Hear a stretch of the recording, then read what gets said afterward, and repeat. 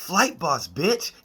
For sure. Listen to the mind of an Antares Moon. I am the Royal Archangel Uriel, and I'm here to carry out God duties and motherfucking responsibilities. And this video right here is going to be about the astrological pillars in your motherfucking chart. Now, what are astrological pillars? Now, these are like mathematical structures that we make within our brain. And if we stay in these kind of virtues and principles, right, we can actually make some architecture down here in reality. Now, from a speculative point of view, this is how you could kind of pinpoint the areas that may display virtues and principles of these philosophies or these sectors when we was living throughout these civilizations or obtaining certain wisdom and knowledge going through these experiences, what we call motherfucking life and existence. So for the most part, here's the thing. You have motherfucking four pillars four types of pillars that you can have in your motherfucking astrological natal chart. Now, you can have the Tuscan alignments, you can have the Roman alignments, you can have the Greek alignments, and you can have the Corinthian alignments. Now, for the most part, if you kind of understand this terminology, you'll understand that pillars and columns are actually named after these things based upon ancient philosophers and, the wisdom and knowledge and the astronomy and the astrology and the conclusions that they came to, and the mathematics that they came to based upon y'all religions and y'all arts and crafts and monads and shit is built off of to this day, which we know the monad doesn't necessarily have to do with these things. The monad goes beyond that. Even when we start to talk about certain terms, but I don't want to get too far into that because this video right here is going to be about the astrological pillars you have in your chart. And if you have these alignments in your chart, you may play out these characteristics and traits, and you may utilize these characteristics and traits in that element, in that planet and that element. The planet is going to be what you're doing, and the element is going to be how you do it. You know what I'm saying? So keep that in mind also. Now, here's the thing. Let's start it off. You got Tuscan.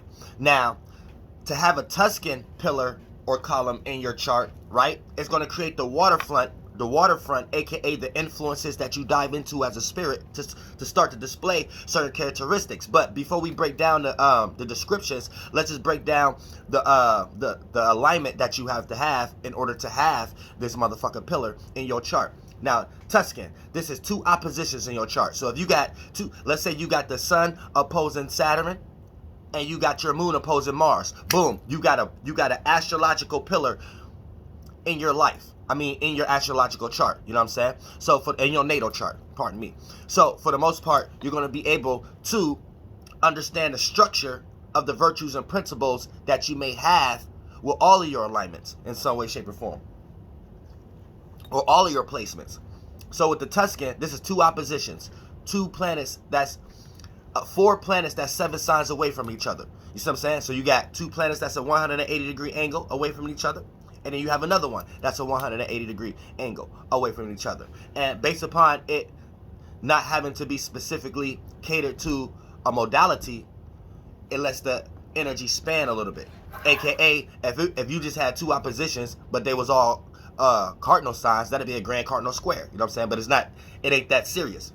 You could have your sun could be in Taurus, and your Saturn could be in your sun could be in Taurus, and your Pluto could be in Scorpio, and your moon could be in Libra, and your Saturn could be in Aries. You know what I'm saying? I just made that, but you get what I'm saying. Now, so that's the Tuscan alignment, having two oppositions in your chart, aka four planets that's 7 signs apart. The Roman pillar or column in your chart, it's going to create the waterfront that you would dive into as a spiritual fish, right? I hate to say fish, but like I said, right, as a spiritual swimmer, seer, right? When you got two inconjunctions in your chart, aka 4 planets that's 8 signs apart, right? Greek, when you have a Greek pillar in your astrological natal chart, this is having two trines in your chart, aka 4 planets that's 9 signs apart from each other. And a Corinthian alignment in your chart, right? Having a Corinthian pillar and column is going to create the waterfront of energies when you have 2 squares in your chart, aka 4 planets that's 10 signs apart. So let's break down the actual energies so you can know what it's hidden for if you got this in your chart, and this would be the reason why you got certain characteristics and traits. Now, let's start off with Tuscan, right? Now, if you got two oppositions in your chart, right, you'll start to play out the Tuscan philosophy in certain attributes in your life, aka these alignments together is where you may use the elements that they are in to express your religious views on things, or you may be the type to use your knowledge for war, desires, or traits of thinking everything is about you or humanity, such as God or gods or anything in the universe. You might think these things is all about you or all about humanity in some way, shape, or form, aka humanism. So be careful of that also, because if you're in these kind of energies where you're thinking, oh, the sun is there just because of humans, oh, space is there just because of humans, oh, God is there just because of humans, and for the most part, you might have this alignment in your chart, and whatever elements that they are in, that's your way of going about it. Like if you got earth, you go about it in a practical way. If it's the earth and water square, you go about it in a super practical way with your emotions. You see what I'm saying? If it's a fire air, you might be extra passionate about the way you communicate about this kind of ideology and things of that nature. Now, let's say if you have the Roman pillar and column in your life, which that's 2 in conjunctions in your chart, aka 4 planets that's 8 signs away from each other. You know what I'm saying? Whether you're going back or forward, talking about the 360 house monad when you're calculating the signs that is apart from each other as far as the 2 planets. This is going to be the now this alignment together makes the person the type to think of trial and tribulations in their life as them being punished in some way, right? Or being punished by some greater concept or energy or even God or religion in some way, shape, or form, and may use these bad events in their life to do better, which that would be the positive attribute of this alignment. But the negative attribute of this alignment is when you do utilize these bad moments that you feel like you're being punished for anytime you're going through something bad, right? You may utilize those moments to do better, but the only reason that you're doing better is because you feel like something greater is mad at you in some way, shape, or form.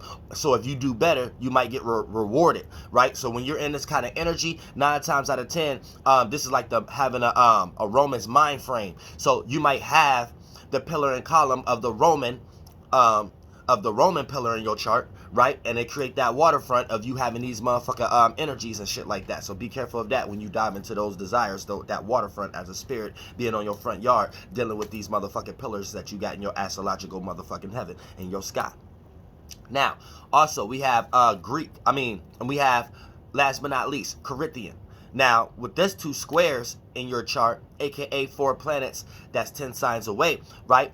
It's going to create the waterfront. So when you dive into this as a spirit, right, having this alignment in your chart, these alignments may spark the Alexandra times. You know what I'm saying? Like back when it was Alexandra was more prominent and shit like that. With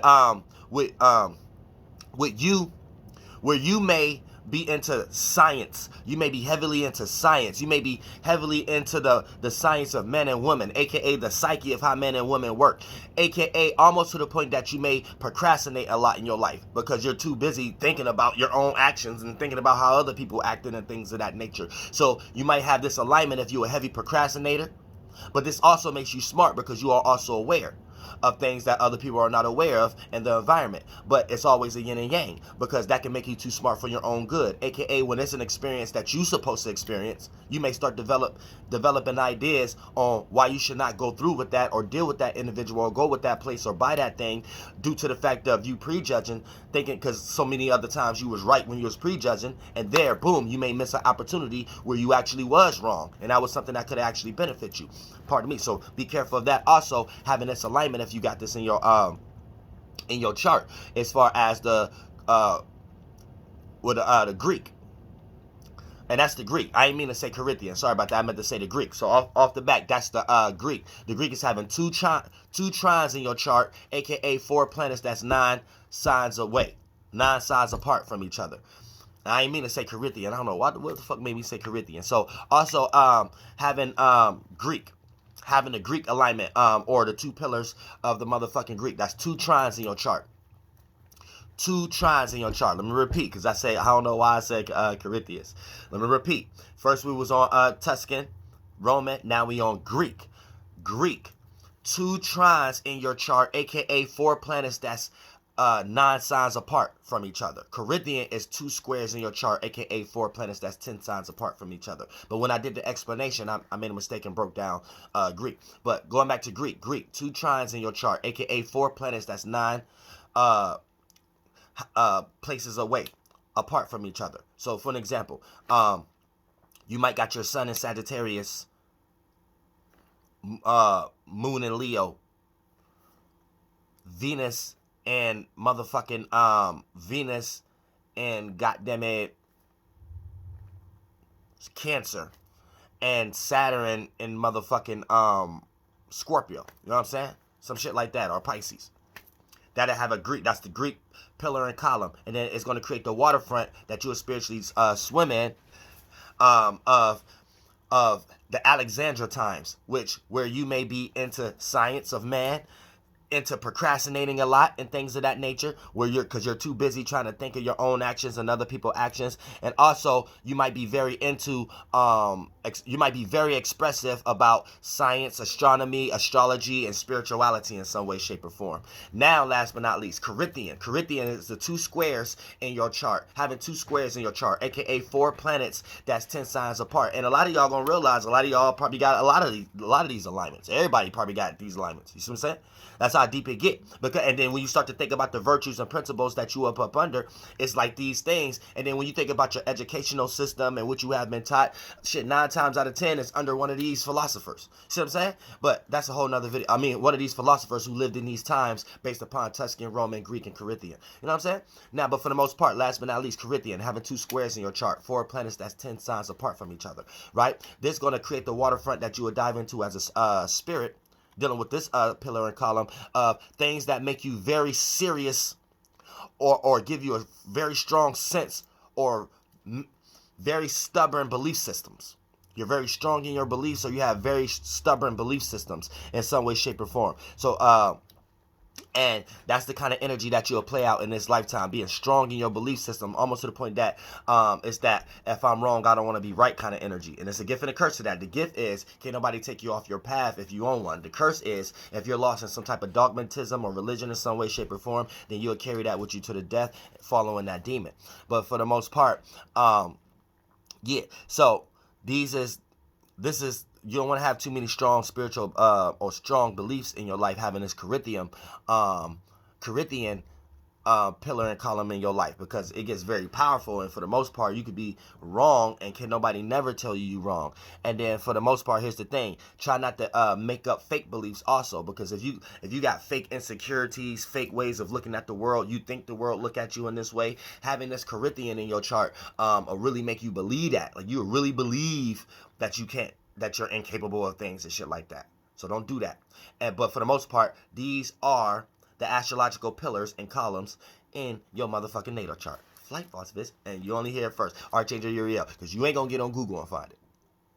Better motherfucking believe it, goddamn.